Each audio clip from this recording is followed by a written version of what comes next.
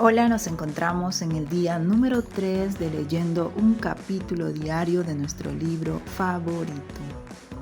En esta ocasión me encontraba en la sede del colegio médico, así que aproveché para grabarles el capítulo número 3 de nuestro libro favorito. Espero que les guste.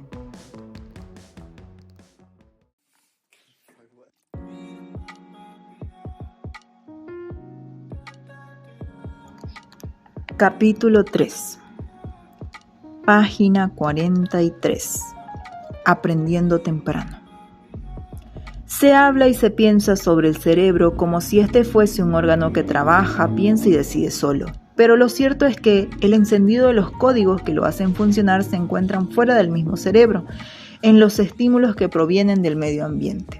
Parte de esto ya lo hemos visto en el capítulo anterior, al hablar de las ventanas plásticas, aun cuando también es cierto que para que ese medio ambiente estimule y ponga en marcha ese cerebro, este ya debe tener activada su propia dinámica interna. Para ver algo no solo basta con tenerlo enfrente, hay que tener además la actividad interna, la emoción que permita verlo. Lo cierto es que el sistema nervioso a los pocos días tras la fecundación ya absorbe información de cuánto lo rodea, sea de su posición en el útero materno, sea de cuánto hace o sufre la madre, estrés, reacciones emocionales, alimentación, tabaco.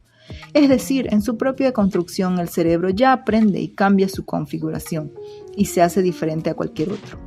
Esa diferencia, esta individualidad no solo se debe a la herencia específica recibida de los padres, a su vez genética o epigenética, sino también a la acción de esos otros factores producidos por la conducta de la madre y que acabo de señalar. Pero sin duda las modificaciones más importantes se realizan tras el nacimiento. Por ejemplo, un niño con tan solo 42 minutos de vida es capaz de hacer coincidir de alguna manera gestos propios con gestos que se le hacen, como sacar la lengua o abrir la boca. Y esto parece increíble sabiendo las capacidades de un recién nacido, lo que indica claramente que a esas edades el cerebro posee circuitos neuronales que activados por observación permiten sincronizar actos motores propios con actos producidos por otro ser humano. Es decir, circuitos neuronales que unen sensación con acción. De hecho, hoy conocemos la alta sensibilidad de los niños casi recién nacidos para aquellos estímulos que están en movimiento. En esta materia, referida al proceso de aprendizaje en estas primeras etapas del ser humano, donde los estudios más avanzados han señalado, aparte de este engarce neuronal, percepción-acción, dos procesos centrales. Uno de naturaleza que podríamos llamar computacional o automática y otro verdaderamente social. Desde la perspectiva computacional se ha podido comprobar que los niños desde muy temprano poseen habilidades poderosas que le permiten automáticamente captar y procesar información del medio que les rodea, sin entrenamiento alguno previo de sus padres. Por ejemplo, los niños con muy pocos meses de edad son competentes para entender lo que es grande y lo que es pequeño. Y un experimento ilustra cuánto digo. Supongamos que a un niño de meses se le muestra un conjunto abultado de muchos objetos donde todos son iguales.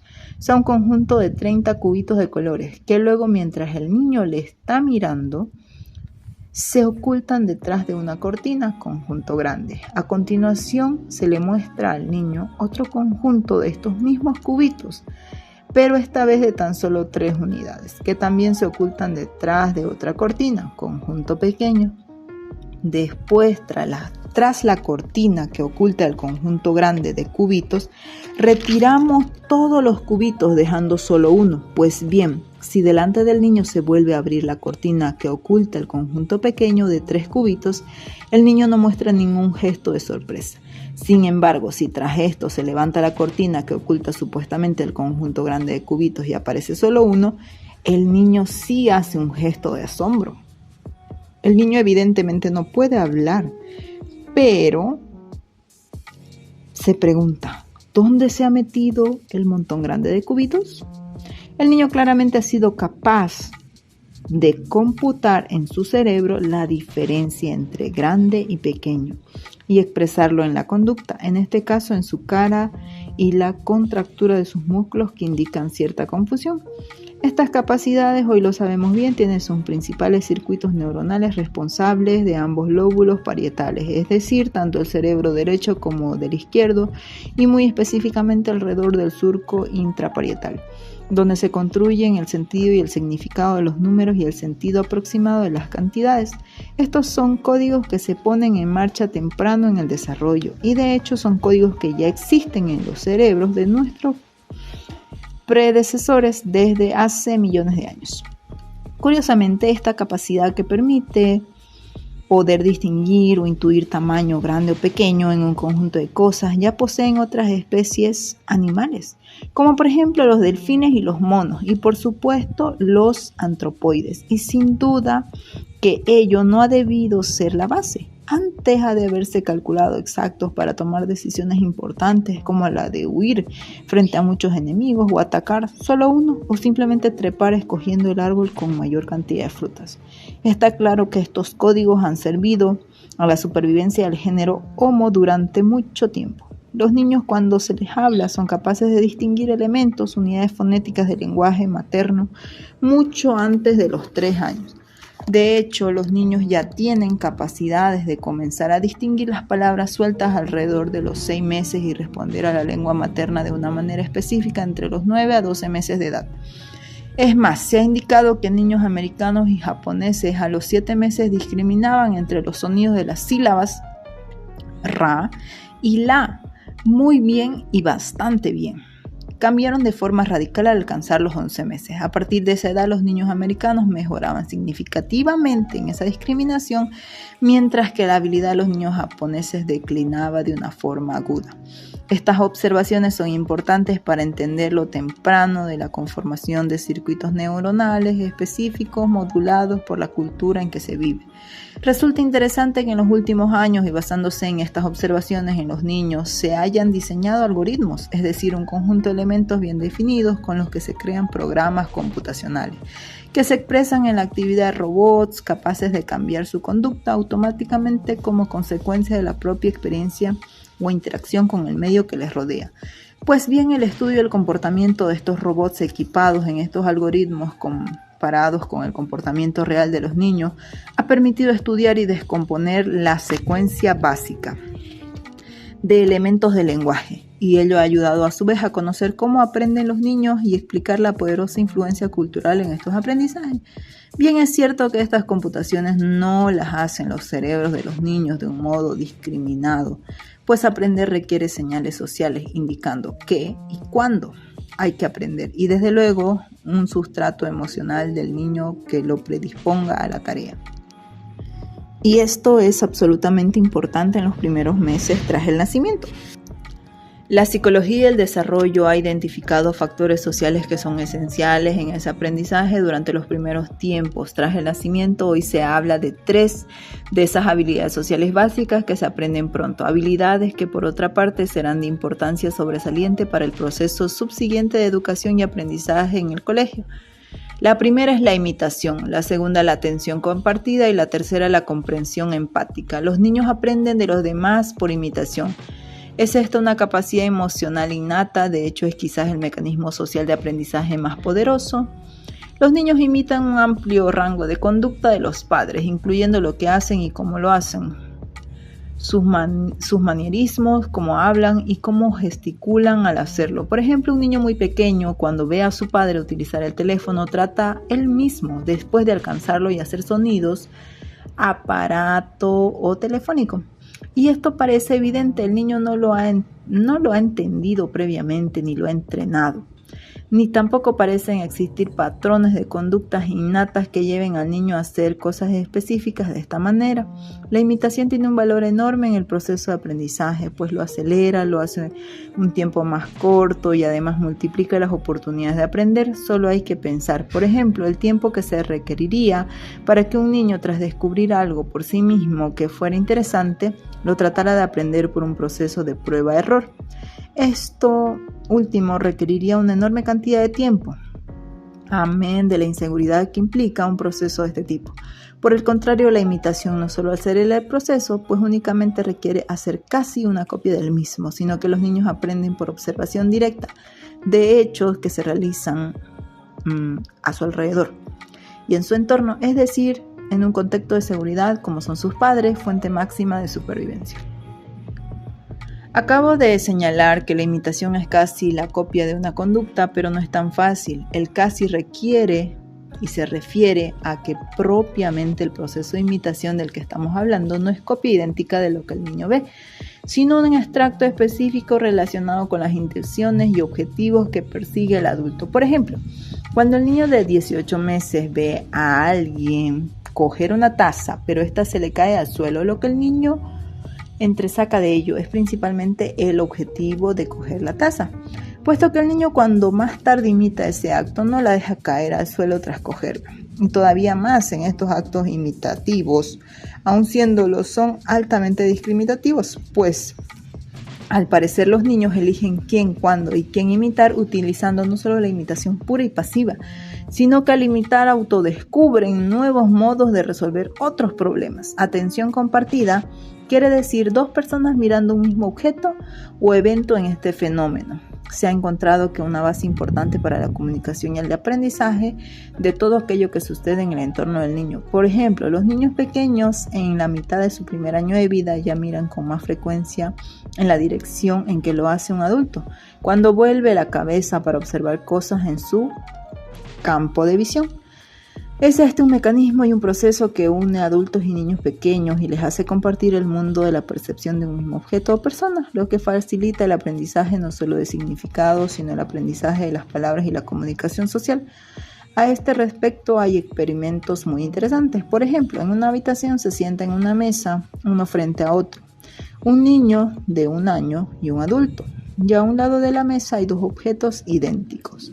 Es decir, dos objetos que tienen la misma capacidad de estimular la curiosidad con cierta distancia entre ellos, pero ambos al alcance de la vista de los dos. Si tras mirarse uno a otro, niño y adulto, de pronto el adulto gira la cabeza y mira hacia uno de los objetos, el niño inmediatamente vuelve también la cabeza y mira hacia el mismo objeto, el que está mirando el adulto.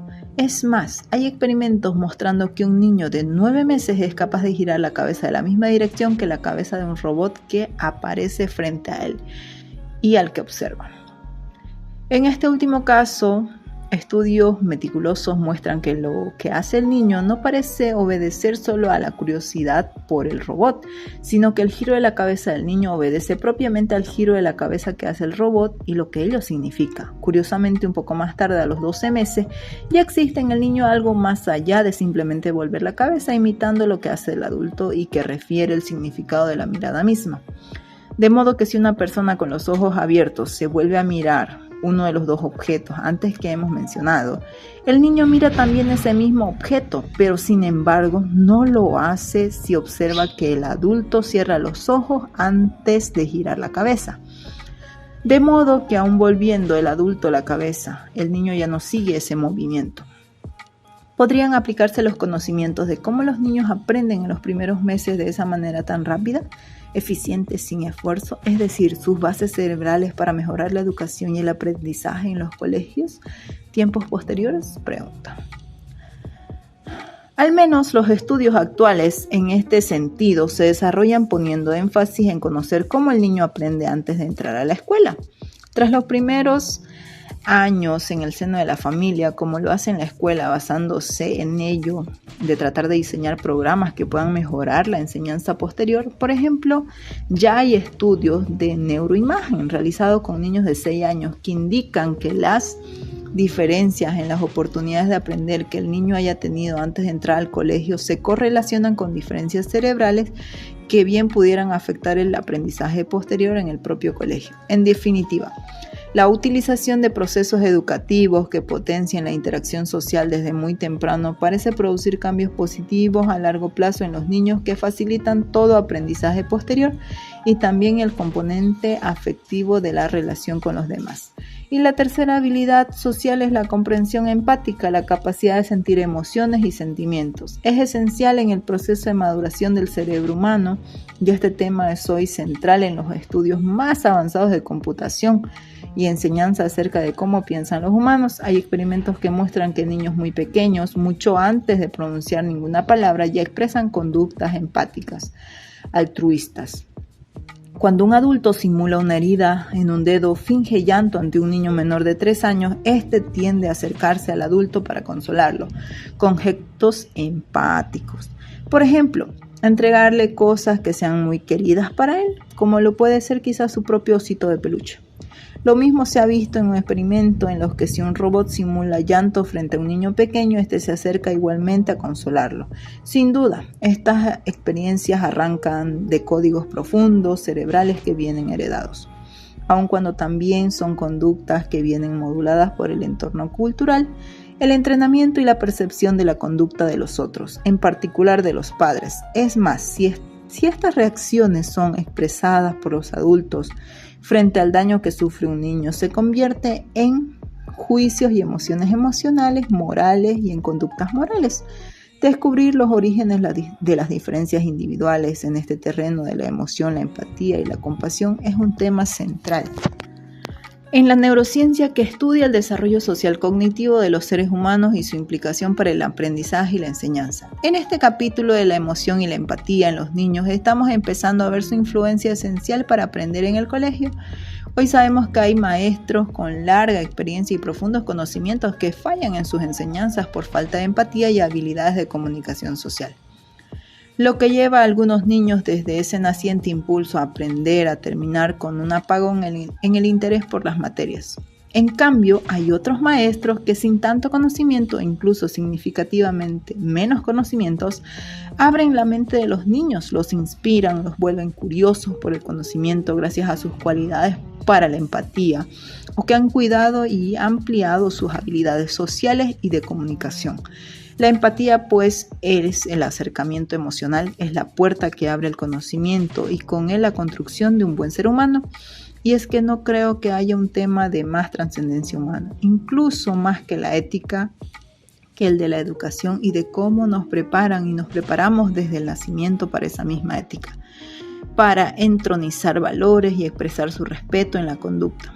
Veremos que cuando se enseña a cualquier nivel, incluida la enseñanza en la universidad, en el capítulo 19, esa emoción y esa empatía adquieren una relevancia especial. El maestro y los profesores son la llave de la educación, siempre lo han sido, pero lo siguen siendo en esta nueva etapa que es la neuroeducación. El resumen de todo esto es que la emoción, los sentimientos, sus mecanismos cerebrales y su expresión en la conducta siguen siendo la base, el pilar esencial que debemos conocer para construir un edificio sólido en la enseñanza. Esto ha sido la parte final del capítulo número 3, página 51 de nuestro libro favorito, Neuroeducación de Francisco Mora.